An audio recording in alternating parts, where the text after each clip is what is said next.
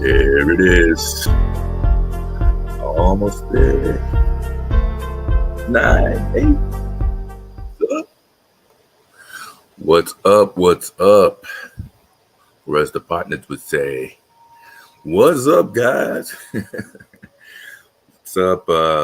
Welcome to the Last Call podcast. What's up, a brother from of a certain age? I was going to say brother from another mother, but yeah, true still. You know, hope you're doing well. Whoever catches this on the replay or comes in live, hope your week is going well. Mine has been that but a week. Why is it when you're rushing home, your neighbors want to have that small talk? You got food. I put the food up on the, put some wings in the stove in the oven there because they got cold. So I'm going to have a late little bit of lunch. I'm going to have to go back to that in a little bit because I am starving and I got a headache and all that good fun stuff, and do all that. But I, want to come on here at least once a week, as I said. I don't know if this is going to be the time or the exact date. I kind of like the idea of not quite on the weekends, because the weekends get a little congested, with, I guess, a little more popular live streams and podcasts and stuff like that. People that are kind of already established, maybe regular. Maybe I'll be able to wedge myself in there once in a while with some surprise streams. I don't know, but I figure I'd try Tuesdays, Wednesdays, and even maybe a little later in the day. I don't know how many I would call this. I know it's a little late afternoon, but how many more daytime ones that I'd be able to do. But I figure I'd try this. And even with planning this and posting it 24 hours in advance, I still managed to be a little late on top of things too. So I don't know. You never really know what you're going to get when you do this. And as you can see, this is the number 2 official one. So obviously still hitting that learning curve also. So anytime I jump on here, I want to do at least an hour, or at least I should say half an hour to an hour of streaming, some things on here as well. And there were some things that happened during the week and stuff that, yeah, I don't want to go too deep on. I just don't, in my regular life, I don't consider myself a gossip type of individual. And obviously, it's a silly thing to say on YouTube with it's what it is. Like you had said, a brother from another a post that I put on there about our little Shannon Sharp, my opinion on there. I think it's a good thing to remember that, yeah, a lot of this is entertainment and whatnot.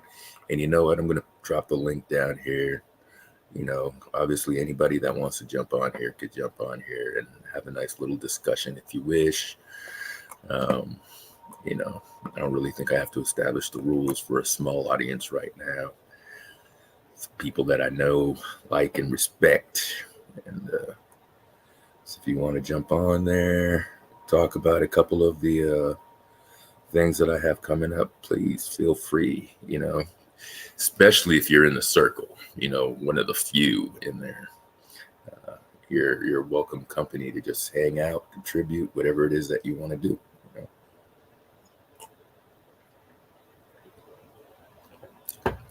But yeah, so there's a lot of things with, I guess, changing your position as to, I wouldn't say I'm a content creator. What am I, just a streamer? Sharing my opinions or whatever. It's a little different. I don't know if you have to be a little more careful sharing your opinion with stuff, as opposed to just kind of throwing out how you feel about certain things out there. If you should tailor it to, or, make it a little softer, considering that somebody's on the other side, or some things are just within conversation, how you feel about it, and you want to express your opinion that way too. But a lot of people go by, it's not what you say, it's how you say it, that sort of deal.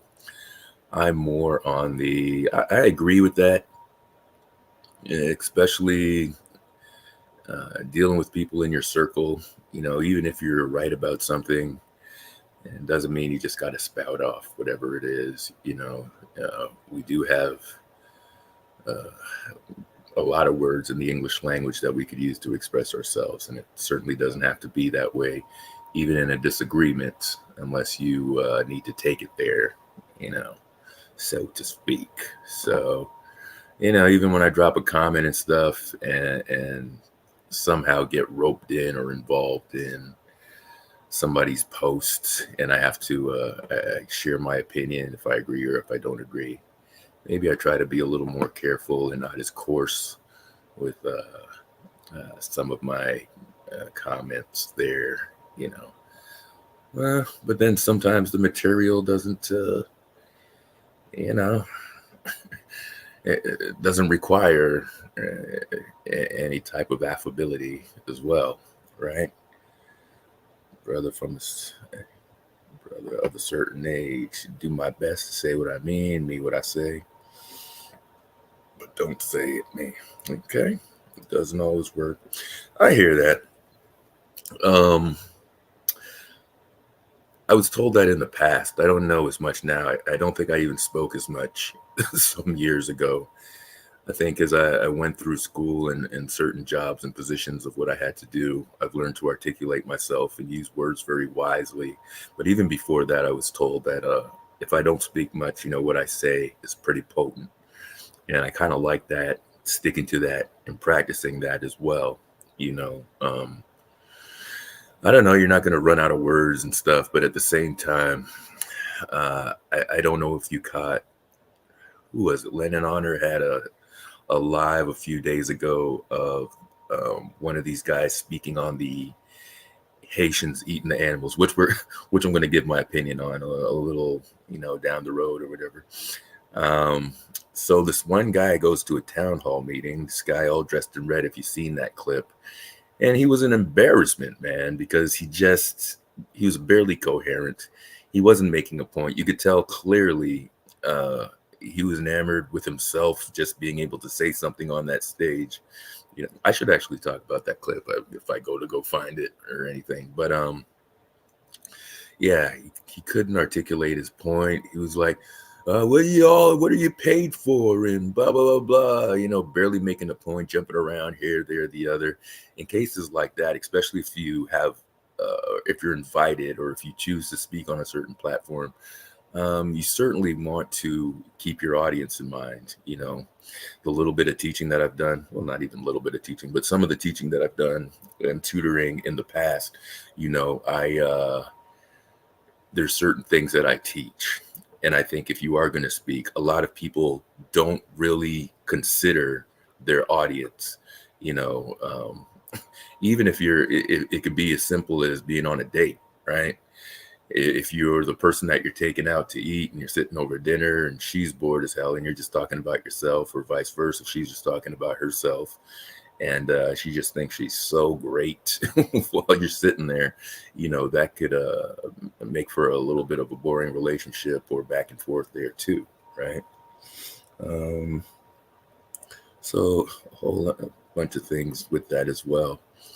So you're usually able to focus, but in the words of Kendrick, sometimes you got it. Yeah.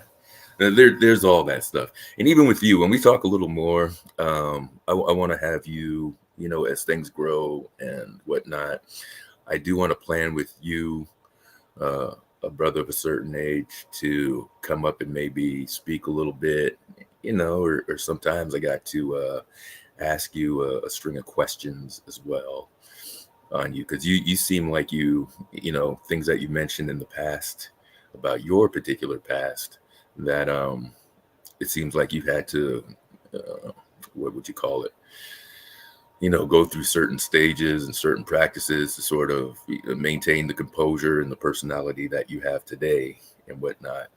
What I think we were talking about in the chat, one of the chats way back, about the Hulk syndrome, where some people are the Hulk, but they have to disguise themselves as Bruce Banner. Is it Bruce Banner or David Banner? I think it's Bruce Banner.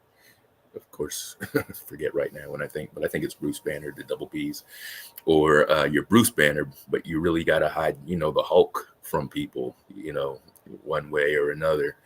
And part of it is to continue your daily life, to function as a productive human being. And really, it's not so much. I think that was probably in Propane's chat. And some of that is so you could be a productive citizen, and some of that is to protect other people from being into the mess that you might be in, or the wrath that you're able to bring down on people as well. Like, I'm going to keep his composure for you, and they don't even realize that they just walked away from, what could have been a situation. So I'm just going to speak on a couple things here as we get into that. I guess one of the biggest things that everybody's talking about, I always feel like I got to preface my situation on stuff as I get into it. So, of course, we saw that Dumb Diddy was arrested. I'll put down, I never liked dude, man. Like, I just never have. I don't think it's so much that I have. I'm a obvious Tupac fan, and it's a shame to me that every time you bring up Tupac, you gotta mention Biggie and blah blah blah blah. I think it really subtracts or takes away from the greatness of Tupac, right? What did you say, David and Bruce Banner? I've heard called. I think it's Bruce. Isn't David Banner the rapper? I don't know.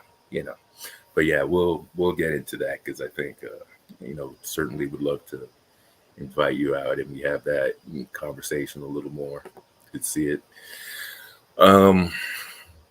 Yeah, never been a fan of this dude. So one thing I hate is how these guys are lifted up kind of as leaders or of some importance in our communities for what? Because maybe I haven't followed the Puff Daddy success or persona all these years. Of course, I was a dude. I was around. I was of age enough when the whole bad boy thing kicked off and everything. Actually, I remember a couple things. I remember summer being in, I'd go to New York a lot. I'd be in Brooklyn. And I remember that summer, there were two things on the radio. That's not, I think it was 90, maybe 93, if I remember correctly. They were playing all of the Chronic, even in New York. Everywhere you went, they were playing the Chronic. And they were playing Flavor in Your Ear by Craig Mack. Those two things. And I remember Biggie wasn't even much of a name at that time. When I used to go down there, we had family, my cousins, all that kind of stuff. We'd play basketball at the parks. And my mission for my other cousin was make sure you pick up Biggie's blah, blah, blah. I think Unbelievable was the single that was big back then. And I was on a mission to find that thing. And then, a couple years later, Biggie came out and kind of started taking over stuff and whatnot. I think he's good. I have trouble calling him great. I'd even argue with somebody that I think Big Pun is probably the superior rapper over Biggie any day. If you're really into hip hop and you not so much just the party stuff and measure greatness in the hits and all the flashy stuff, but some of these hip hop artists that passed were really fans of music in general and could go way back and stuff. So anyway, let me get back to all of that. So while this, as I hate referring to it, East Coast, West Coast stuff was going out, Tupac really, he got my attention. I liked him a little bit. Now I'm going to be messing up some of my discography from him, but I not Trap, but there was the other one. Shit. Where he's in the, no, was it Trapped? Ding, ding, ding, ding, ding, ding. All If You Hear Me was the one that sort of caught my attention a little bit. Listen to that. By the time he got to I Get Around, I had really liked that. And it was just different. I knew he had the Digital Underground vibe in there and everything, but I liked what he was doing. Fast forward a little to Me Against the World.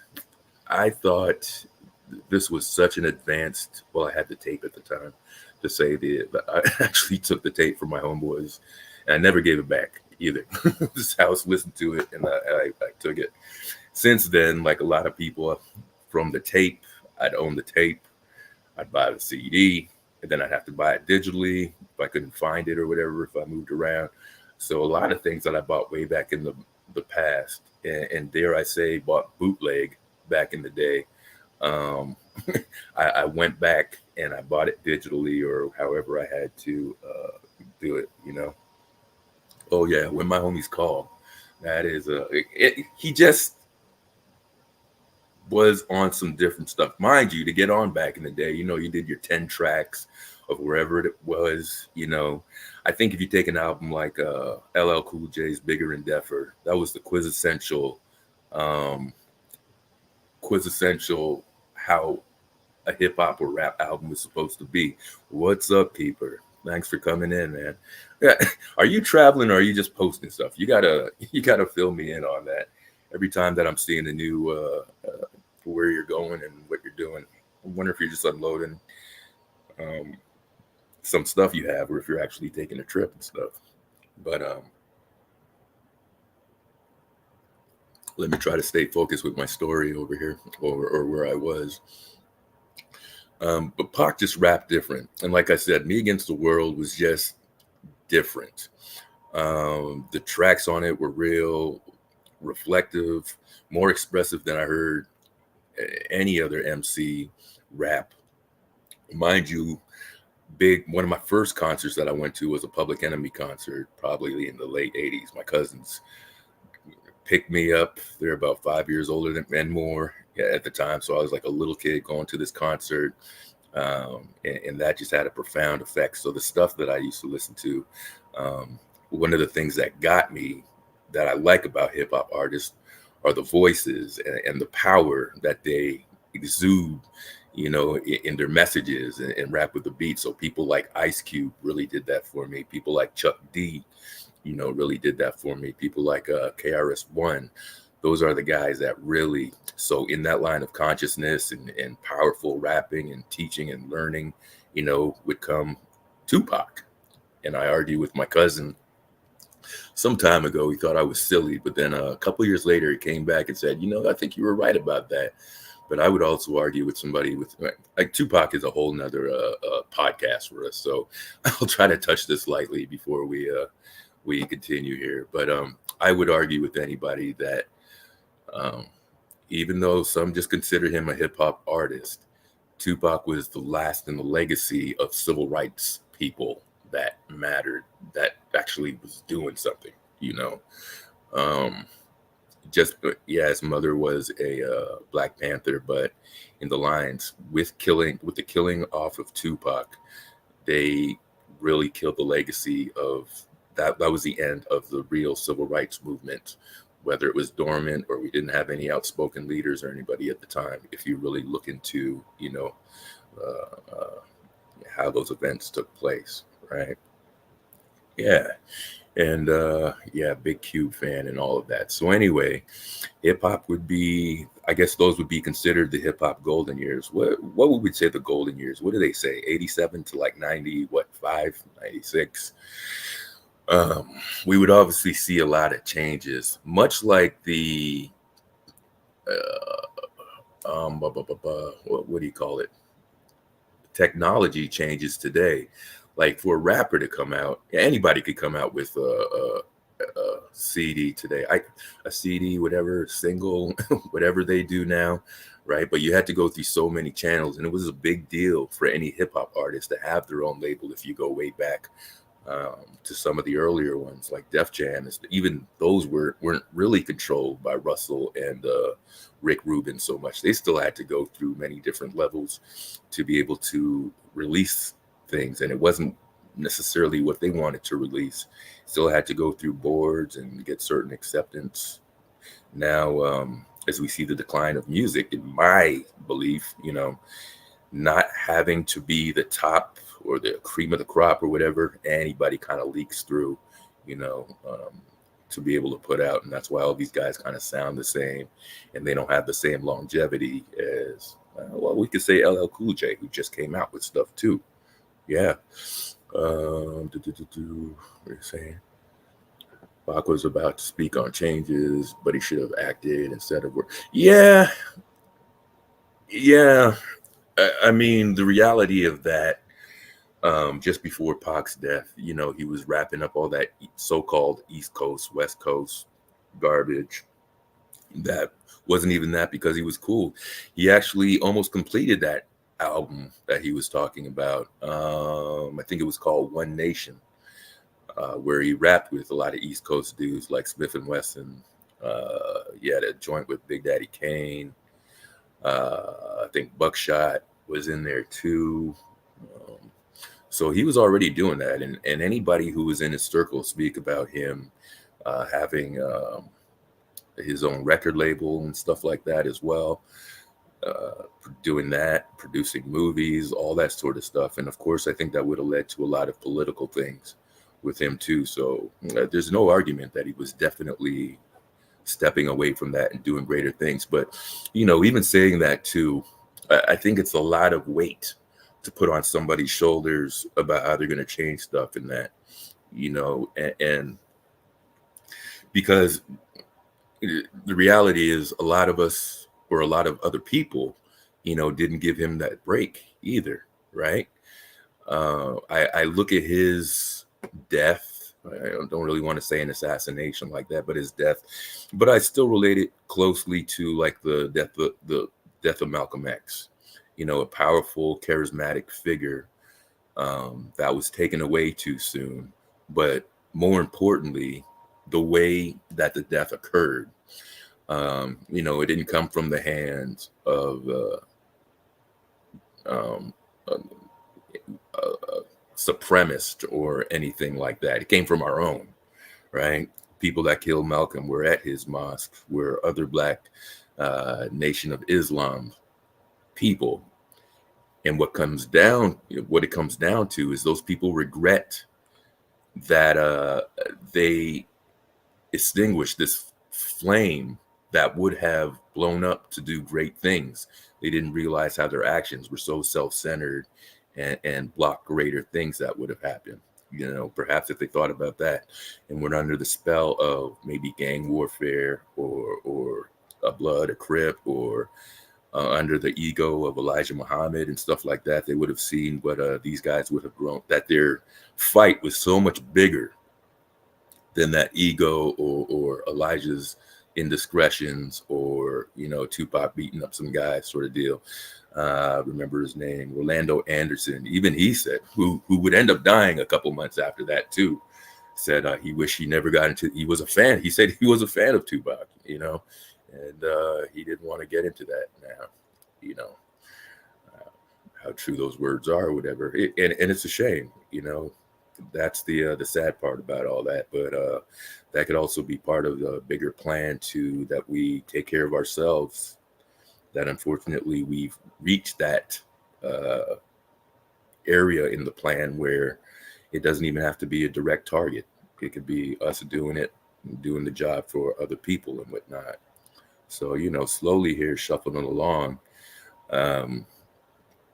Even back going to the clubs and stuff like that and DJing and everything, I wouldn't be playing the bad boy stuff too much. And I just didn't like what it was doing to hip hop. It was too flashy. Like I told you, some of the stuff that I like, my rappers didn't wear shiny suits and all that sort of stuff. And also at that time, I was getting into Bone Thugs and Harmony, which I still think is one of the greatest groups ever in hip hop, you know. It was the way that I was going. I sort of saw Puffy as people that I knew, that kind of, there's people, you know, in the crew that are just popular because they just get around like that. They're in certain circles, you know. Go through all of Puffy's background, but I think his parents very important in Harlem. You know, he already had a way into music and all that sort of stuff and uptown music. And so he already had a foot in the door to be able to do all that, the stuff that he did. He was a hustler, or he is a hustler and a mover, you know. I don't really feel bad for the situation he's in now. It kind of just goes that way when you present yourself a certain way and you live that way, you know. And my only concern in times like this is that he's dealt with fairly judicially, that he gets the defense that he needs, that the facts are on the table, and they do what they need to do to prosecute him or exonerate him, but whatever. But, you know, from what I understand, it's the Homeland Security and whatnot, and they don't scoop you up if they don't have anything. I'm going to have to go check on my food in like 2 seconds. I just got to run to the kitchen, but I'm just kind of putting that in before I run away for a minute and let you guys know. So I have nothing new from any thoughts from what's going on with Diddy. I really don't respect anybody who hits women or tries to lord over women the way that he was shown in that video. And that's only one video, you know. Guys like that don't necessarily get women based on their personalities or their charisma. You know, they get it because of the money and their influential status and whatnot. And they don't necessarily have to know how to deal with anything that comes up with women, you know, with that way, right? I agree. Monty Melanie and rap intertwined. So who was it? Nipsey Hussle did give Puffy a good compliment not too long ago, but I think he just didn't want to cause any waves in hip hop. He brought up Notorious Thugs. Remember that? Notorious Thugs, Biggie, and Bone Thugs and Harmony, which is a great song in my opinion. But Nipsey was saying how he was good at putting the ad libs in there and how to do intros and all that sort of stuff. So, yeah, obviously there's something good that he does, something of value he does within those reigns, that he's useful for and do all that kind of stuff, you know. Yeah. So I almost got in trouble listening to Bone Thugs because my stupid sister. I was listening to it, of course, one day, and she ran and said, "He's listening to demonic music, blah blah blah blah." My dad was like, "Don't bring that into this house." I was like, "It's not even about all that, sort of deal." But I just think in terms of groups, because of course Eazy-E had a vision for what Bone Thugs and Harmony was going to be, and even as far as getting into any beef and stuff like that, Eazy-E supposedly was like, "I don't even want you guys involved in this. I want you to concentrate on the music." Those guys are talented. All right, there's probably maybe they all add a little something to the group, but my top guys in that group, if you know the group, I think Busy is his voice is amazing. His speed, his intensity. You got to remember these guys were especially Busy. I think he was like 16 or 17 on one of those first albums on East 99. The first album was Creeping on a Come Up, but it was supposed to be one big album, Creeping on a Come Up and East 99. But they put out the EP first, and Busy was like 17 or something. Those other guys were maybe about a year or two older. My second guy would be Crazy. Crazy Bone was a real one, and still a real one. What he could do with his voice, and of course, the rapping and the singing, and his speed and intensity, versatility there as well. Yeah, Twister was all right. Okay, he was more than all right to a lot of people, but I Bone Thugs and Harmony all the way. And of course, there's Lazy, who's good. I've seen these guys live a couple times, and they definitely put the work in to do all of that. But again, just wrapping it up with that Diddy stuff. He's guilty of something. He's, and that video and the way that he handled it. I'm talking about the one with Cassie. I think I called her Casey earlier. I think it's Cassie. I don't know. Definitely should face some repercussions for the way he's been doing stuff. And although with a lot of groups, you could say not every artist that produce a lot of groups and different artists are responsible for their longevity and success, but it's a little suspicious that most of Bad Boys artists are either dead or did a long ass jail sentence. G Dep and Shine, and of course, yeah, Black Rob is gone, and Craig Mack is gone, and probably a list of others that I can't think of. Well, mentioned his ex-wife, like a whole bunch of stuff. So definitely some weird things around that. But my thing with anybody like this is that they're dealt with fairly in the judicial system. They have them now. They have to build a case. It's a very public case. So leave it in their hands, and that's that. I really don't care about the details. They're all weird. Hollywood people, like I consider him that, even though he may have been on the West Coast or whatever. They do weird shit. So all those stories are just what that is, right? And that's that. Another thing that went by was the Tariq Hill. Of course, he got some attention because it was one of the things that happened. And of course, he's a sports figure, so on and so forth. If you guys were ever able to see any clips of that. And my opinion on this is kind of very clear. Hold on, we still talking about, you see, all of these deserve like their own. Bone Thugs, I can talk about it all day. Yeah, it had a lot of that stuff, but again, I don't think it's like what is that genre of heavy metal music that they say is like devil worshiping. I don't think it's as deep as that. I just think it's something they did that was a little bit different. They weren't like deep. It wasn't worshiping, or whatever type of music. It kind of fit in there. And one of the things I liked, especially about East 99, it wasn't your typical, they didn't really pander to uh, what was going on, like the club tracks and all that stuff. There weren't corny little love ballads and stuff like that in there. Every song was just like what it was just chilling, sort of hanging and whatever they had to do and stuff. Maybe one day we have to go through the tracks. If we have some Bone Thugs lovers in here, we need to go through maybe some of the tracks and that stuff in there as well. It's probably worth a little looking at that stuff too, right? Yeah, man, they just did something different in hip hop. So this Miami Dolphins player, I spent a little time in Florida too. Some of those cops do not play, especially where that stadium is. I think you're crossing over Miami lines into Broward. It's a little bit of a different beast.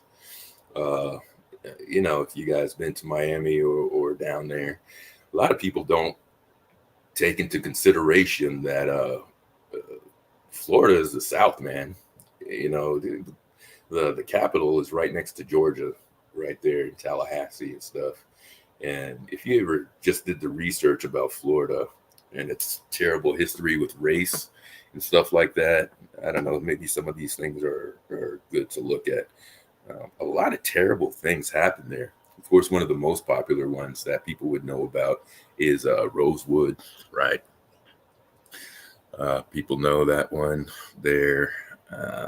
But there's a lot of, excuse me, there's a lot of Rosewoods in Florida itself. A lot of crazy things that happened with the towns and everything too, right?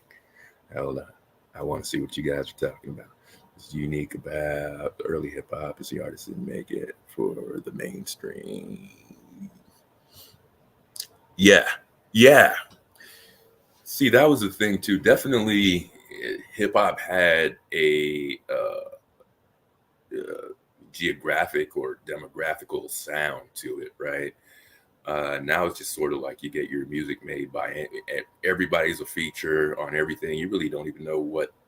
Oh, I guess they're barely making albums anymore. It was a thing. You used to kind of want to wait for the album to drop, sort of deal. If did I put the link? I'll put the link on here if anybody wants to jump on. I just got to take off the stove real quick. So hang on.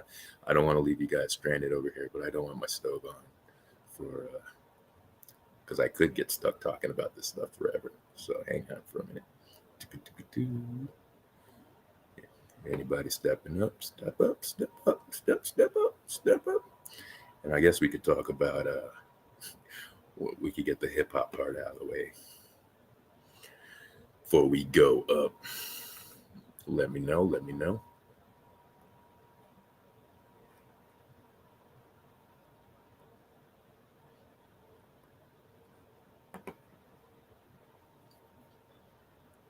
All right. What I'm going to do, I'm going to run over to the kitchen real quick. And anybody wants to press the thing to come up, I would love you to do so. We could chat that out a little bit. No problem. All right, as long as you guys don't mind the break for a couple minutes, let me get that food happening. I don't know if I could eat while I do this, but I just definitely want this out of the oven there. I just got caught up. I just didn't get a chance to eat.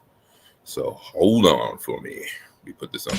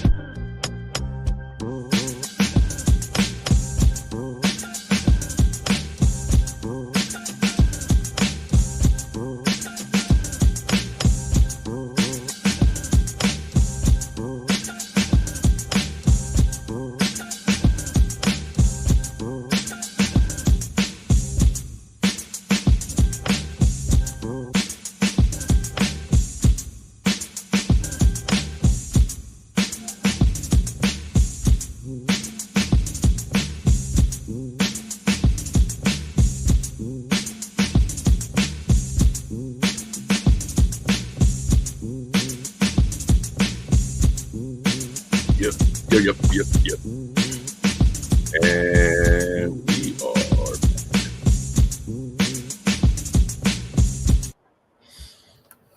All right. Got to run some errands and stuff. Cool, cool. Do what you got to do. Do what you got to do. Keep moving it along.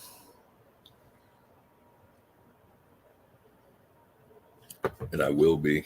Unfortunately, I can't have this plate of wings in front of me and not get at it every once in a while here. So we will keep it going. Oh, thanks. Like the intermission song. It's actually a little beat I put together. You wouldn't imagine where the sample came from either. Let's see what we got. All that I used to do back in the day. Things you think about when you're older too. You think about, man, I really used to like DJing, making beats and stuff, but you got this piece of equipment one place, another piece of equipment another place. You know, it's kind of the way it goes, man. You know. So back to this Tariq Hill deal. Now, definitely been pulled over. Oh yeah, the wings. I don't know. Like I was saying about the cops down there in Florida, we got to remember Florida, man. It is a southern state, and so many things happen in Florida. I don't know if I'm going to post some things about it. There are, when we speak about things like Rosewood and whatnot, gotta understand there's a lot of Rosewoods, not just in Florida, many towns. There's another one that I'm thinking of too, all around that Jacksonville area, Tampa, real racist parts around there. It's not Ocala. It starts with an O. They did the same thing, always based on usually a white woman or something like that. They try to label it as a race war or riot and stuff like that, but really it's damn near just a massacre or attacking of Black people that have to defend themselves, in some way. And that happened all over Florida. And so a lot of these police departments kind of like the same deal, right? So that's one thing. Still doesn't give anybody a right. Now, I won't use this episode to go through some of my personal experiences with police and stuff like that, but I have a couple serious ones of being pulled over. I don't think it's Ocala. I think it's OCEE something. If I don't look it up, I'm going to mess it up. Just let you know I'm taking a bite right now while I attempt to talk. So hang on. Immediately feeling the energy come back to me. All right.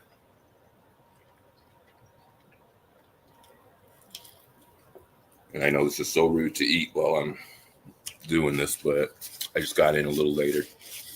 And if I do end up staying on here like an hour or so, I'm going to be hungry and lightheaded for the whole time. So I've been through, I think that might be it. Now you're going to make me want to go look that name up over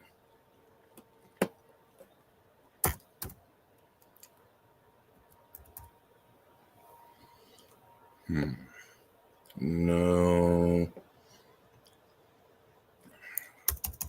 Let me.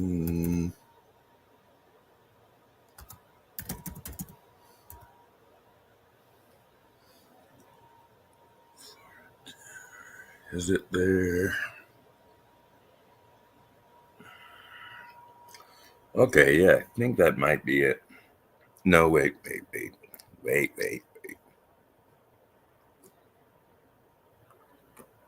Hmm. I don't want to say the wrong thing. I'm gonna have to. Look that up. It's another land where they took away from, the rightful owners of it, black people, uh, by forcing them out, by using force, you know.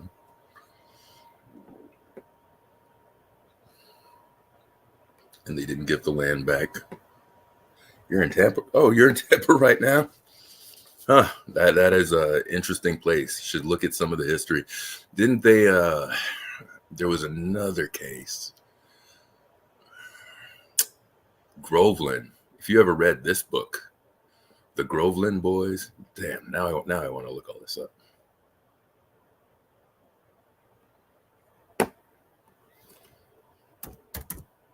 Groveland Boys.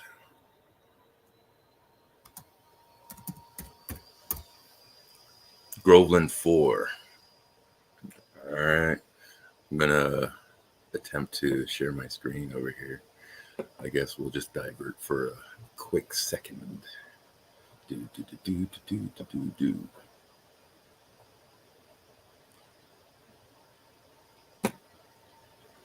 You never know what you're going to get into when you are doing this.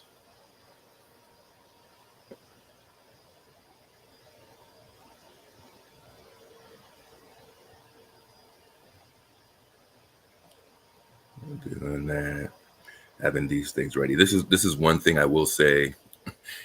When you watch somebody like Lennon Honor, I certainly respect his work ethic when he does his live streams, because he does more PowerPoint presentations than I think I've done in all of college in my professional career. For like a week of live streaming. And how the hell do I do this? Why can't I do it? All right. Okay, here we go.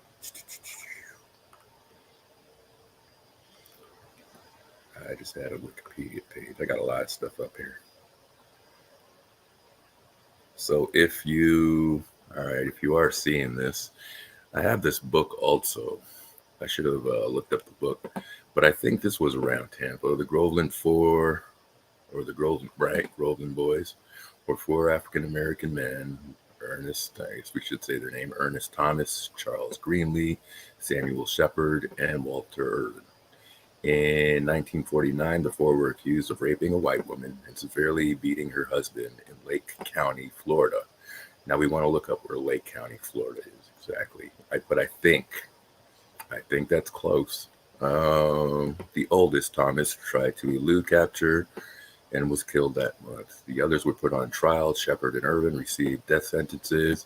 Greenlee was sentenced to life in prison. The events of the case with serious questions about the arrest, allegedly coerced confessions, like the Central Park 5.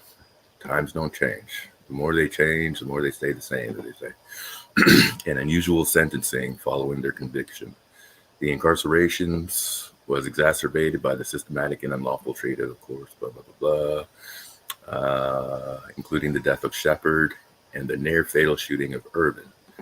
Greenlee was paroled in 1962 and Irvin in 1968. All 4 were I could never say this word, posthumously exonerated by the state of Florida in 2021. Damn. So what we want to do is look. Lakeland County. Where exactly is Lake? See, right around there. If I'm showing this right. Tampa is Harish. One of these things are Tampa. So you're close. Rosewood, I think, is somewhere also around there. Jacksonville, that is also very racist, is around there. All this stuff, because you got Georgia up there. Going over here, whenever I lived down there for a while in Miami, but I would drive all the way up the coast here. I think that would be the 95, all that. I would always get stopped in South Carolina just because. But from there, I'd drive back and forth to LA also. And here's a little bit of a better. which you're driving through all these states, Louisiana, a little piece of Mississippi, all those southern states. I always get stopped. I never stop in Mississippi for a meal anymore because the food is terrible wherever I would end up going. Texas is just a crappy drive. You would take the 10 all the way down to LA County over there. It's about a three-day drive. You know, I always hated driving in Texas because that's a good day and a half to at least get through there as well. But anyway, getting back to the point, all these places were bad. And I want to, but anyway, that was one of the popular cases, the Groveland 4 case, one of the many injustices. Man, you have to wonder in this talk of, great, now I'm not responding. In all of this talk about reparations and all this kind of stuff, I hope you guys could hear me because my computer seems to be doing a weird thing. All this talk about reparations and everything, if they consider all of that, right? Do they consider all the towns that were burnt down? Also, it's not just a matter of picking cotton. You know, it's disbanding of families and legacies and generations and towns, burning towns to the ground and all that kind of stuff too, you know? So it's definitely, yeah, St. Augustine. It's said to be the oldest city in the world. I've been there a few times.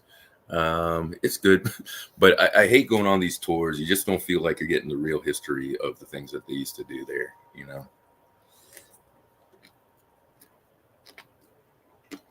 Yeah, definitely.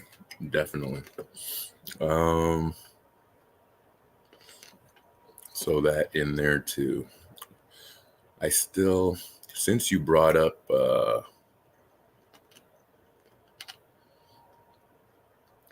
that town, now I am really interested in now I lost the darn page. Knowing if that was the place where it's actually, you know, as horrible as it is, it's actually an amazing story about the townspeople. It's like this documentary that I saw, and it follows this plantation, right, over a field, this huge plantation over time. And then when you get up to modern times, it turns up being just a small piece of land on the edge of a highway. But you think about all the history that place used to have as well, you know, and yeah, just some terrible stuff with that too. Anyway, so I love how I keep getting away from the point here. So I've definitely had my experiences with just police in general and police in Florida. There's a certain mentality, and I think putting on top of that, there's a certain Southern mentality placed on there as well. I'm in the belief that, yeah, just as a human being, you conduct yourself as a human being. If you have problems with the police, it's not really for you to carry that chip on your shoulder. It depends on how you're approaching whatnot. There's a lot of people that believe you, yes, sir, whatever it is, just as long as you get home and whatnot. I agree with that a little bit, but at the same time, I don't want to be spoken to as an inferior human being. But I'm not going to try to claim any superiority or anything. I just want to be addressed as a human being, and I'll address you as a human being. I'm not even for the escalation of things as well, because things could escalate on their own, you know, without you being that person. So again, I didn't do a deep dive on the Tariq Hill situation, but I noticed a couple things that there seems to be arrogance on both sides of it. And on the police side, you need to be a professional no matter what. Your ego can't get in the way. So if you are saying what you're going to do, giving threats and whatnot, if you're going to pull somebody out, just make sure it's on business. It's not because you're trying to get any payback or he might make you look silly, this, that, the other. I think what Tariq did was a little immature. First of all, not having the windows down, they're super tinted windows. I don't know if they were legal or not. There is and I forget what the measurement is and whatnot for illegal tints and whatnot, but they do have that down there in Florida, in Miami and Fort Lauderdale there as well. If you've never been to the stadium, it's a little more in Fort Lauderdale. Maybe a good 20, 15-minute drive from the actual Miami Beach if you could just zoom down and make it in there. But that's where it is.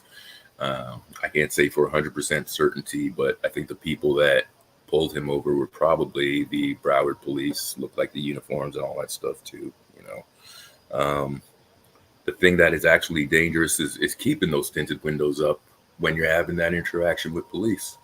That's kind of a dummy move, man. The police actually do have any right. So after they engage you and have that conversation with you and trying to engage you again, that you have your windows up and your first response, don't knock on my window. It's a little bit of immaturity at that time and not the time to really show, to do that flex, And again, I don't think the police, whether he knew who he was, which I think he did, the police knew that he was a Dolphins player, a little, on the excessive side of trying to pull him out and doing all that kind of stuff. And then, of course, Tariq quickly turned to the abuse claim and whatnot. So I don't know. They let him go. They didn't really rough him up like that, like they probably would to a regular citizen and anything like that. But certainly could have been handled better on both sides. And being an example as a pro player for younger Black people or just Black people in general, how to conduct yourself in those situations, maybe he should have thought about that a little bit better than his ego, because it's the keeping the window thing up. It's just a little silly. Like, hey, my name's Tariq Hill, play for the Dolphins. Probably could have been handled in about 30 seconds, rather than that sort of nonsense. But I think both parties were feeling themselves. Glad he's okay. And if it were more than that, I think it would be bigger in the media. But I think it kind of goes to show it wasn't bigger in the media. So I think that kind of played out the way that it did, right? And that's just really all I think about that and those things. A couple other things happened this week too. Big one happening. I believe we're in the Umar countdown. If you are part of that sector at all, with 3 sons. Oh yeah, I want to hear this, what you're saying before we go there. With 3 sons, we had to coach our sons how to respond, if ever. Absolutely. So I think one of the big things is pride, of course. And like I said, I'm just a man, but I live an honest life. I have nothing to be shy about, nothing to be insecure about, or nothing to feel inferior about. I understand that policing is a dangerous job and you really don't know what you're going to approach. And so you definitely want to have that caution and whatnot. But not everybody's a criminal at the same time. And especially if you're a Black man, or if you are a brother of a certain age, a man of a certain age, you've been through, it could just be tiring to be stopped. Like, look, man, I pay my taxes, show up to work on time, got my insurance, paid for this, that, the other. Like, why am I still being spoken to in this particular matter and whatnot? Is there anything, Keeper, that you would tell your sons? What do you tell them that they have to remember exactly in any situation being approached? As I take a bite of my wings.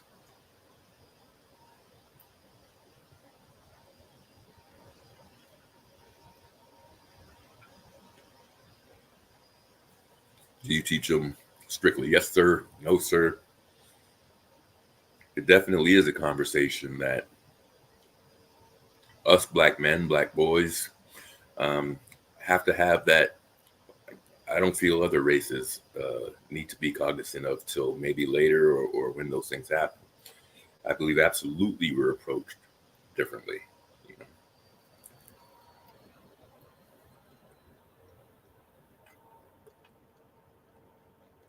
Well, you said you're running around and stuff, so you might not have the opportunity to respond back so freely, right? And it's true. There's a lot of racists everywhere. It's just what it is. But I think you should always have your pride. Can't be too prideful in certain situations. I always think of actually, I guess, in this thing we could show it. Oh, let me see what you said over here. So ways to talk. Don't talk and or respond to them like they're your buddy. Wait, yeah. Okay. Right. So maybe some more of a formal approach, right? And the reality is they are not your friends, right? There are some very good police officers that just want to make sure things are on the up and up. But the reality of that is they want to make an arrest. They need something for their records and all that kind of stuff, right? Should I act like you got good sense in your range? That's something about this generation as well. Because, like things I said, I've worked with the youth a lot, the school, even trying to talk to one of these kids, they talk down in their chest, kind of mumble their words and stuff. You got to remind them, like, son, you are talking to another, like, enunciate, say your words, say it like you are meant to be on this planet. I think some of it's cultural, of course. We could laugh at that mumble rap sort of stuff, but there's something out there also that, I'll relate it back as well. What Chuck D and what Ice Cube taught me as a young kid was to have your chest out. Say it with your chest, speak clearly, speak assertively. I always align that to some of the leaders that I like. Yeah, even though they may not be as well liked today, but I like Louis Farrakhan. There was something about Farrakhan and actually going back to Malcolm X that I liked when they speak. One of the things in the most adverse and tough situations when they speak, they would enrage their opponent by smiling while annihilating their point as well. And I always loved that. I always envisioned myself with my bosses or stuff that if I'm called into a meeting and they think that they're getting to me, to have a smile while I am making a statement, and that is one thing. I think that comes off the civil rights era, that you are a person, Jesse Jackson, I am somebody, that you walk around with that mentality in your head, as opposed to now, it's kind of just cool to sink in and, not really be heard or seen, but that sort of stuff. We're not really using our voice, diction, our articulation the way that we should, right? And sounds of old school rap than so much there, right? Yeah, it definitely, like I'm saying, oh, you gotta go. All right, it's cool. Catch the rest. Definitely appreciate you checking in anytime and all the time. So do what you're gonna do and be safe while you're out there having fun in sunny, hot, sticky Florida. All right. Thank you, Keeper. Take care. I'm gonna keep continuing on my list of things that I have over here. But definitely with that, we have to have those conversations with our kids and how to conduct themselves. And remember that as men too, and it really doesn't matter how much money or how big the flex is at the end of the day. Somebody kind of could show you they have that power over you if they wish, so back to that. I don't think this is a thing to rally around with Tyreek Hill. But I also think it's a moment to learn a little bit about, hey, we could straighten up and not do things to provoke a situation that could produce poor results for us as well, right? So a couple other things that I have on the menu was I think we were finished that. I can't even remember where the hell we were. I think I was on the Umar countdown. So we'll get back to that one. Somehow I leaped around a little bit. So as we know, cool. Yeah, I'll probably be on. There's a couple of points I want to hit. And sort of just give a little bit of my take on before I jump off of here for maybe a week or so. But I wanted to do this because the thing to do, of course, is to add your opinion as one of the millions that have their opinion on here on what the hell is this, YouTube. So let me do this. So recently, I have to go back into my banks here so I remember this gentleman's name. You know that people have been on Umar. I'm speaking of Umar John. I can't call him Dr. Umar because I'm still not convinced this man is a doctor of anything, right? That thank you, Keeper. You have a good day, and thank you always for checking in, man. Really appreciate that and the support. It means a lot for a beginner like myself. So we know a lot of people are on this Umar thing. So let me throw up a picture of this guy.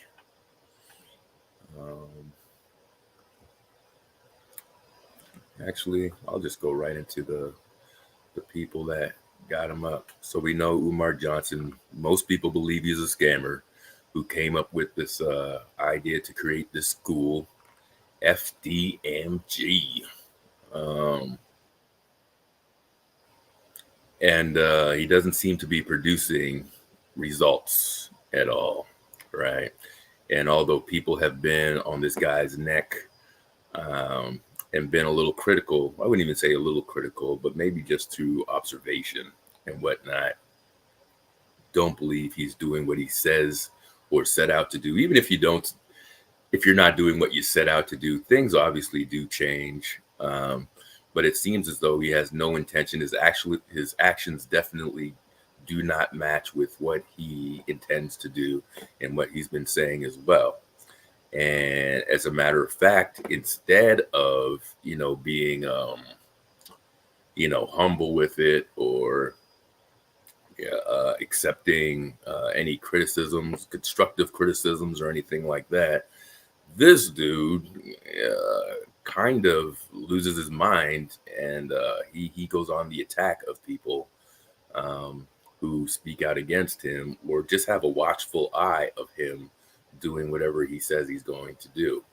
So within the Black community, he's getting his fair share of criticism. And I also have to add, he's got his fair share of support, oddly enough, got his fair share of supporters too. I don't understand why people still support, this guy when there's so much information out there that can dispel any of the things that you think that he's attempting to do, right? A lot of the proof is out there, and you don't have to go too far to prove your point. So, sorry, I'm doing this. I don't want to stream my points over here. I want to get back over here. Boom.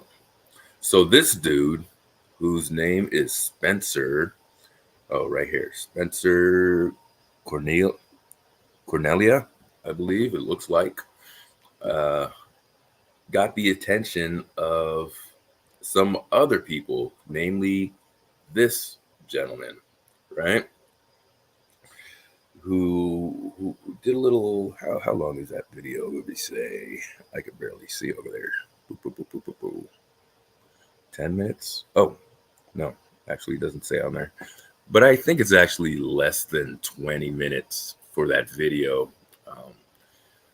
But the point is, it's not just the usual suspects critiquing or keeping a watchful eye on Umar. And I think in his mind, there's no threat about his own kind talking about him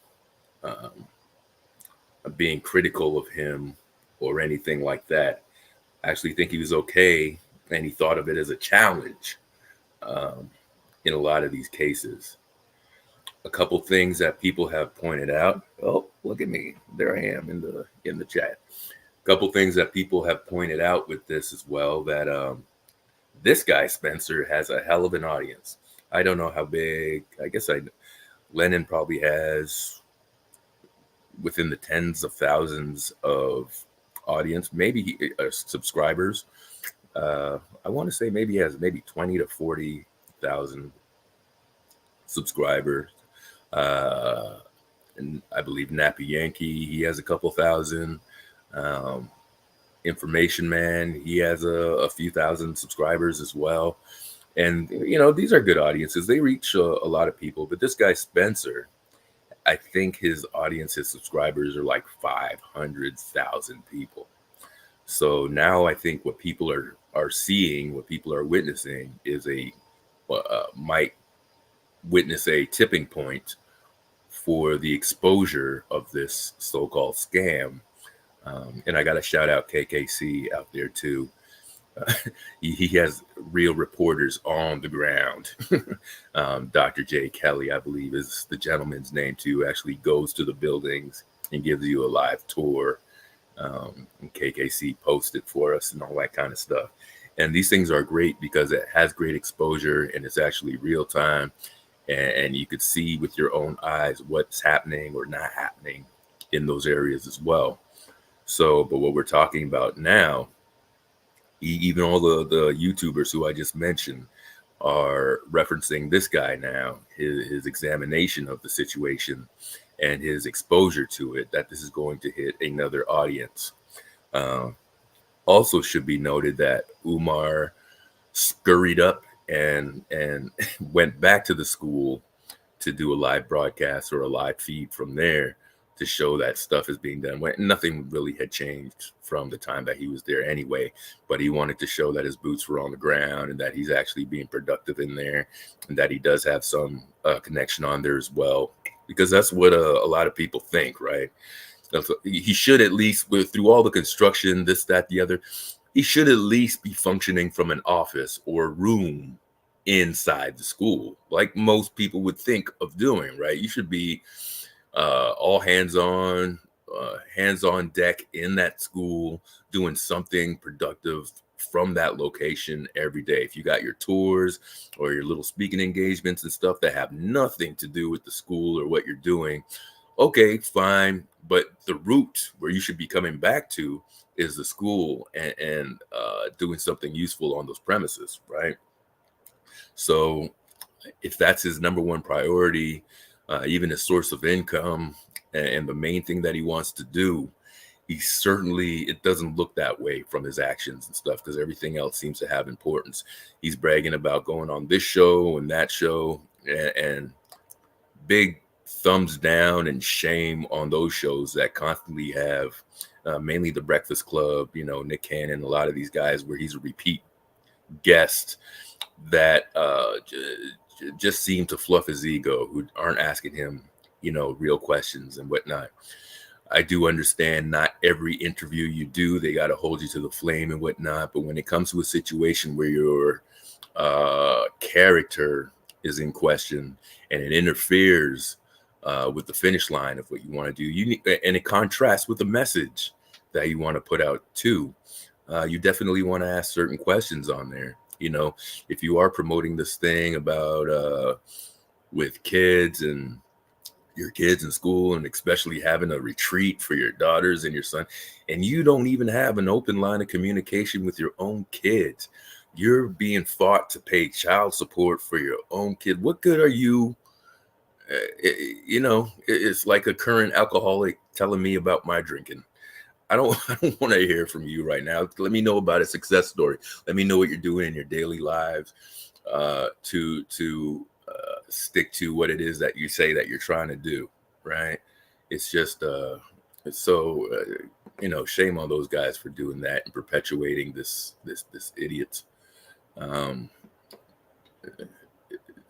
not doing what he's supposed to be doing, And I guess what's worse about it and the bad thing about it, it's supposedly in the name of Black people and helping Black people under the guise of that. But obviously he's not doing that, and you shouldn't keep doing that and saying that in your message. Um, and you have no intention on helping anybody. You don't have the current qualifications for anything. You haven't been in a school. You actually have not. There's not one person, one child who would be in college these days, that could turn back and say, yeah, Umar helped me, because of this. I'm more successful now, blah, blah, blah, blah, blah, blah. Nobody could have a testimonial for you in 2 decades. That's ridiculous, you know? So anyway, what we think this Umar countdown is now that this exposure will happen. And it took a lot to get to this point to actually, obviously things have to simmer a little bit before they start bubbling and other people start looking in this direction. So, work to all those people that I said. Even Tiz from the Partners is one of these guys who contributed and bothered by his contribution going to one of Umar's casino days or something like that, So yeah, a lot of people are on the case, but now, like I said, we might be reaching a tipping point where it's reaching broader audiences. And this Spencer guy is not the only guy. I have seen other dudes, and yeah, pointing out that he is a Caucasian gentleman, do a little bit of an expose about Umar and his scam. There's another dude. Unfortunately, I'm not going to remember his name right now. But even probably a year ago, he did one. I don't think his audience is as big as Spencer's. But more and more people are going to start biting, at this, because what it is just news and it's current. And this is what these guys do. They jump on this, and, I think now is the countdown to more serious inquiries about what exactly is happening with that property. And who is this guy, Umar, if that is his real name up to this point, Umar Johnson, who is taking large sums of money and not producing anything with it as well? And how many excuses can you get to until they run out? So this is something that we should keep our eye on and see how things unfold because of this type of exposure, right? All right, so we'll see with that as well. 2 other things before I close up. I don't know if we're going to be joined by a brother of a certain age. I hope he jumps on here real quick, even if it's for a couple minutes, catch up with him and all that stuff. But if not, I believe I'll be on a panel, or at least I'll be a participant in the chat as far as that goes, with a brother of a certain age. He's going to have a very special podcast on the 21st, I believe, but I'll save that for later if he's going to jump on and join us. I dropped a video not too long ago. It was about Shannon Not So Sharp. Again, I know these things, people feel a couple different ways about it, which is fine. I just want to give my take on it. Jill's Chocolate Boutique, what's up? Thanks for joining. Appreciate it.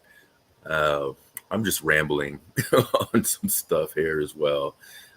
Things that I think that you're familiar with. And, kind of giving my opinion on a few things. And, having a discussion. Feel free. I think I dropped the link on there. You want to come up, say hi, promote anything, you are definitely welcome to do that also. Let me post that over there. Don't know if that came up. Wow, I think I am losing stuff. All right, there we go. Yeah. First on your thing, Jill, I think you have posted some new stuff out there. Weren't you supposed to be on today? I actually looked for you before my podcast. because you said that you were going to be on quickly, and then I don't think you ever showed up for some reason. What happened?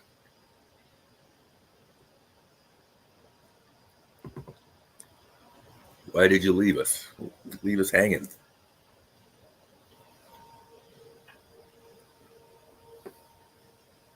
I'll wait for you if you want to go up or whatnot, but I'll continue in the meantime. I'm not going to get so much into the Shannon Sharp thing because I think it's a lot of little nonsense. You were on, but you went earlier. So on East Coast time, I think it was supposed to be 2 o'clock. I don't know why I missed, but then again, I'm not surprised because what are you gonna do? Technology works sometimes. It does. It doesn't. Listen, actually, while I have you here, I won't even continue for a second because I think I was telling you one time, and I just bought it again. One of my favorite chocolates. But remember, I don't like all the. I don't like chocolate mixed with stuff. I'm not a fan of nuts in my chocolate, which sometimes okay, but definitely the fruit thing. I don't like that. But one of my favorite chocolates I said that I remember was have you ever heard of the Gillian chocolate? Oh, at 10:45. I don't know, maybe I just missed you. What's the deal? You ever heard of Gillian's? I'm gonna look it up right now. I'm gonna finally tell you what my favorite.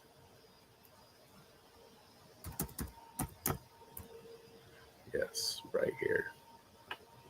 Hold on.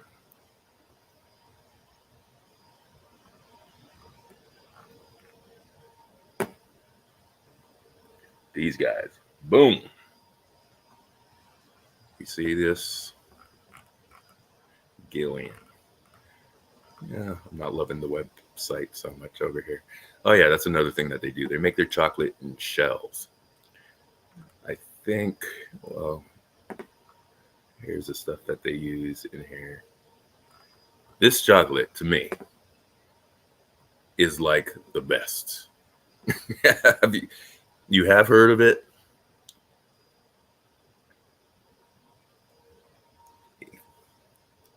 It's very good. It's very good.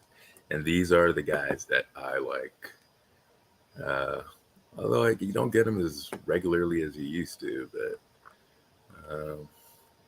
definitely check these guys out and find out what they're how they make these damn things so good. It's like a type of fudge type chocolate. I always think things that I like have hazelnut in it, although I couldn't tell you hazelnut if I if I had a taste test or something like that. But I wonder if you could make something like that, I would seriously get that off of you, man. All right, cool. Check it out. See what you get from it. Let me finish up with this Shannon Sharp doofus. So yeah, I think he's just being real irresponsible at his age. It's kind of like, yeah, some of the feedback is it's just for entertainment purposes and stuff, but it also seems really immature at the same time. Like, he just needs to be Mr. Popular with a lot of this nonsense, and of course, he wants to prove his manhood at the same time, which is all kind of ridiculous. What are you gonna do, right? So I really don't even want to go too much into that guy, but I wanted to follow up on a yeah, he clown, but I wanted to follow up on an earlier video that I did. The one that really does bother me lately, what I'm hearing the debates about these Haitians. I think first of all, let's acknowledge that Haitians just got a bad rap. Like people just don't ease off the Haitians forever. Like it's a country that hasn't done well. If you know the history of Haiti, I can't repeat everything here because I'd have to look at the points. But they're a group of people that fought for their independence, and they've been punished for it ever since. If you look at the vegetation and everything of that country, they've been stripped of all the resources and everything as well.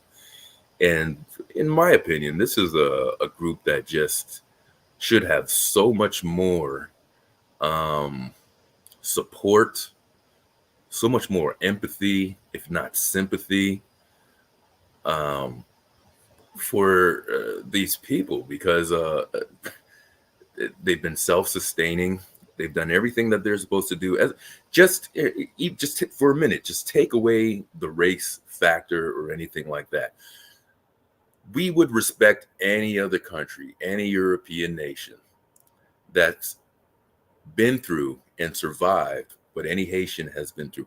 Now, even add in the what do you call it? Natural disasters and things like that too. Every once in a while, they're right in the line of having heavy hurricanes and stuff. Anyone that Miami or Florida has had over the last past, they've been victims of that.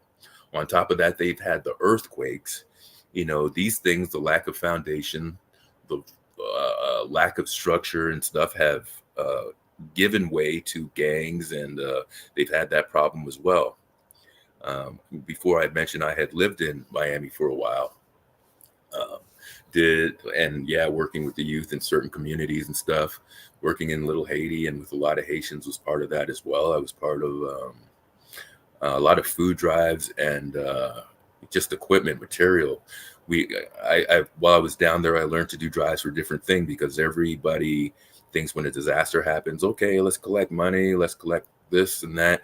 I would split them up because one of the harder things that we don't think about, and if you do this at your own work, and if you there's so much that you could do as far as donations. I know that's the first thing that people think about is just handing over a check or getting some stuff together. But I remember particularly reading that prenatal stuff for kids and babies were even more difficult to come by, so I made sure that one of the fundraisers that I was doing down there concentrated on that, and also feminine products were also needed as well, and those were hard to get.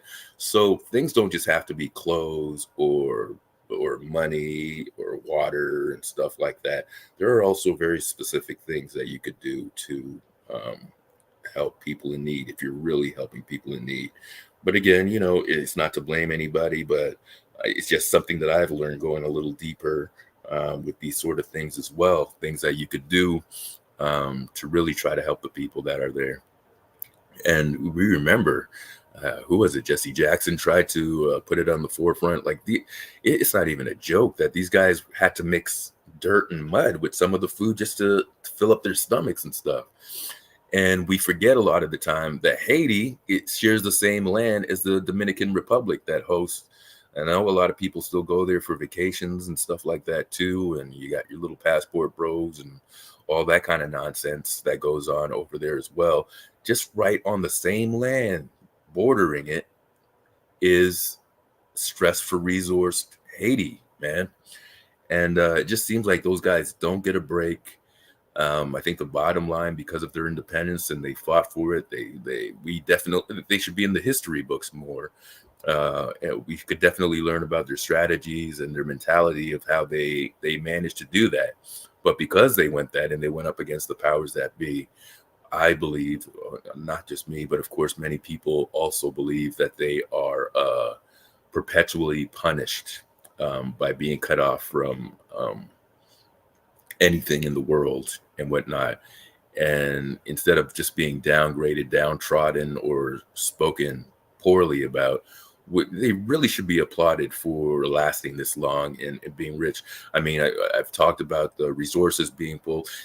I've seen, I don't even know what you call it, but let's just for now call it a vegetation map or whatever it is. So where you look at a map and you see all the greenery and all this sort of stuff. I've seen one that actually compares the Dominican Republic to what the resources of Haiti. Haiti is now like, it looks brown. So all the resort, obviously very rich tropical place that's capable of growing stuff, but to the point where the soil over there is just damn near barren, so they are missing resources to do that. And we've seen a lot of the great things. We've seen the implementation of things like STEM in our schools as well, which to me, in a nutshell, if you try to promote what STEM is basically like using technology to make things better, like even the pavement that we use on highways to help lower emissions counts and stuff like that. We've seen people travel to Africa to create irrigation ways and bring um, water and such to a lot of these villages over there too. A lot of that technology could be extended to Haiti, um, versus why they're so ignored. But this is playing into the mentality of things that we've seen over history, and it's sort of within uh, sort of the American mentality, so to speak. I'm not really using the right terms there, but to ignore this group of individuals. Like I said, even living in Florida, in Miami, down there, seeing the political and the asylum that Cubans get, their next door neighbors are Haitians as well. Basically, the dry, wet foot rule that if you make it there on land, you get citizenship, you're getting taken care of. But then you have these people just literally down the street over there, hop, skip, and a jump away, who experience even more hardships and whatnot that would have to somehow get around long ass Cuba to get on the shores of Miami and get turned back. We've seen it maybe a year ago or a month ago, where the Cubans were rounded up on horses by the Rio Grande over there, versus being welcomed to the country that's supposed to welcome the meek, the tired and humble masses as well. Well, why not? Are these not part of the humble masses that we speak of also? And if that's not bad enough, you have a former president saying that they eat, and citizens saying that they're eating dogs and cats. And in this land of technology, in the era of technology, there's not one proof, not one owner saying like, yeah, the Haitians ate my animals or something like that. It's how mass hysteria happens and how it continues and how it spreads. It's exactly what we're witnessing these days as well. And it's just such a shame that these individuals have it so bad that they just never really seem to catch a break with any of that stuff, right? Especially to make it all the way to a presidential forum. It's like, come on now, man. Let's you're gonna say all that and do all that without proof? Like, let's get our facts together. And why this group, right? Isn't it up to 50 or 40 years ago? This was supposed to be the Asians that ate dogs and cats and all that kind of stuff, all that sort of nonsense. And this is the group of the day that we are choosing to do this to as well. Even if there's a case or one or two, we don't know if it's, and I'm not even saying there's a case, but obviously in this day and age, we would have a lot more proof. And then fine, go for the reasons of it. This is just such BS to actually disseminate this sort of nonsense information and try to make it a talking point when there are so many other talking points, rather than pushing the fear into people and distracting people, quite frankly. So, it's just another horrible way to distract people, but particularly, again, aiming at this group, this country, Haitians, people of this background, to be the scapegoats and the targets of such nonsense. So don't spread, nonsense like that. It especially Black people, we can't be doing that too. When I see Black people doing that to each other, it's even worse. We do, whether you're an FBA or ADOS or whatever, these are still Black people all around the world. And if they're thinking that about you, if they're thinking about them, that they're not distinguishing you necessarily, from that group also. What is it? When Richard Pryor stand up, when I'm sure you remember, I think he was talking about Leon Spinks and how the audience would be like, oh, he's dumb, that N-word's dumb, blah, blah, blah, blah, blah, blah. And they would ask Richard Pryor what they thought of him. And they're like, I'm not going to say that. next thing I'm going to wonder what they're thinking about me if I agree with them too. So, yeah, don't think that you're so excluded from a lot of that stuff that people are all ignorant about and all that sort of deal. So that's probably all that I have. I try to do within 30 minutes to an hour. Kind of hoping that a brother of a certain age said he was going to step on. I don't think he got home yet. So he's going to have to be part of the replay gang, and we're going to have to chop it up, I think, on Saturday when I jump on his show, more or less. But I'll do a little advertisement for his show also, Apparently, brother of a certain age will be having a special live stream. Speaking slowly because I am trying to find it as I speak here. Because I want to make sure that I get the information right about this. So hang on for me. Hang on.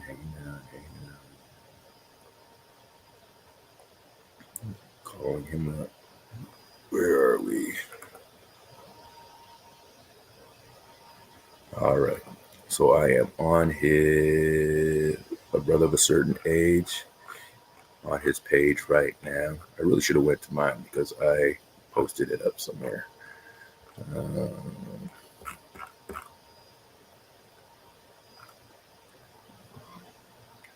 Oh, you know where it probably would be? There it is, right here. So most likely I will be taking part of this one, Suicide Prevention Awareness. September is Suicide Prevention Awareness Month. And we missed the actual day for it. But brother of a certain age is having a special podcast live stream on September the 21st at 4 p.m. I didn't quite do the math just yet, but I believe that's a Saturday as soon as I get my brain in order, But I hope to make it on that day and, participate for what I believe is also a very important subject as well. So, oh, there he is. So, if you are free, also please join him on his channel, to discuss some things and most importantly bring awareness. And it's good that our communities have this sort of conversations and whatnot, and good for him for doing that as well. So in the meantime, if I don't post anything, I will definitely see you guys there. Thank you, brother of a certain age, for checking in today. Keeper 116, thank you too. And Jill, thank you so much. I'm sorry I missed your cast today. I thought I was all in line to do that. But I guess I will definitely be aware for the next one. All right. And you got to start making those Gillian chocolates. You will have a customer for life over there. All right. Thank you, everybody. You take care. Enjoy the rest of the week into the weekend. Be safe. Be good to each other.